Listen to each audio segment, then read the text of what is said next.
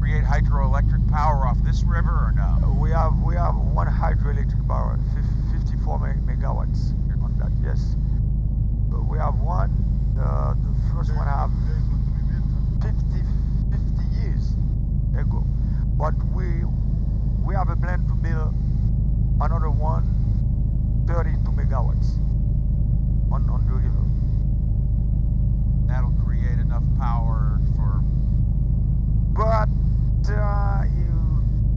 32 megawatts not enough for the country.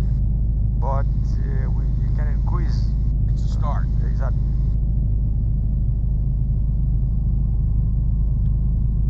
This is the biggest river of Haiti. His name is Fleuve Artibonite. In translation, is there a translation? What does it mean?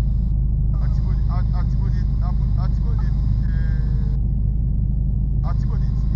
Okay. That's the name. Yeah. That's the name of the river. But it's really big. When we are on the rain season, but this river can carry more than 400 cubic meters per second. Does it run from the mountains down or? Yeah, it comes from the DR. This river comes from the Oh, Dominican. from the Dominican Republic? Yes. And it drains all the way to the. To the sea. The sea. Yes. And we have a depth close to the flatland.